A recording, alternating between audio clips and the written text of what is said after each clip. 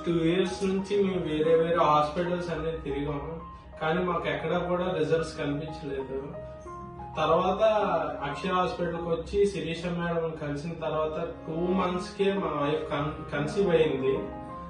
తర్వాత ఇక్కడ స్టాఫ్ గురించి చెప్పాలంటే ఆల్మోస్ట్ మా ఇంటికి వెళ్ళినట్టే ఉంటారు, అందరూ కూడా మమ్మల్ని పలకరిస్తారు. సో ఒక పేషెంట్ ఒక డాక్టర్ రిలేషన్షిప్ వచ్చేసి ఓన్లీ హాస్పిటల్లోనే ఉంటదండి. నాకు తెలిసి బయటకు వెళ్ళాక ఎవరు కూడా ట్రీట్ చేయరు. యాజ్ సూన్ యాజ్ ఏదైనా ప్రాబ్లం వచ్చి మేడం కాల్ చేసిన వెంటనే మేడం రెస్పాండ్ అయ్యి దాని యొక్క ట్రీట్మెంట్ చేసేటట్టు ఉంటారు మేడం ఎప్పుడూ కూడా. అదొకటి ది బెస్ట్ అండి మేడం విషయంలో చెప్పాలంటే.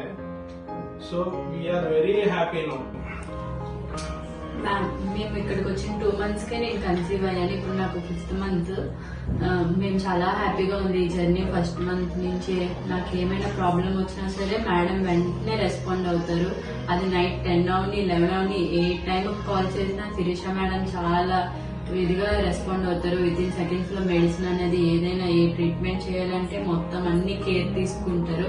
మళ్ళీ రిటర్న్ మేడమే నెక్స్ట్ డే మార్నింగ్ కూడా కాల్ చేసి అమ్మ ఎలా ఉంది, తగ్గిందా లేదా అని అడుగుతారు. అలా ఏ డాక్టర్స్ అడగరు, మేడమే కాల్ చేస్తారు, కేర్ తీసుకుంటారు. ఏంటి తగ్గిందా, ఎలా ఉందా, బెటర్ గా ఉందా అని.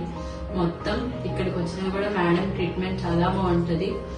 రిసెప్షన్ లో కూడా ఏదైనా అందరూ చాలా బాగా పలకరిస్తారు, మాట్లాడుతూ ఫ్రెండ్లీగా ఉంటారు అందరూ.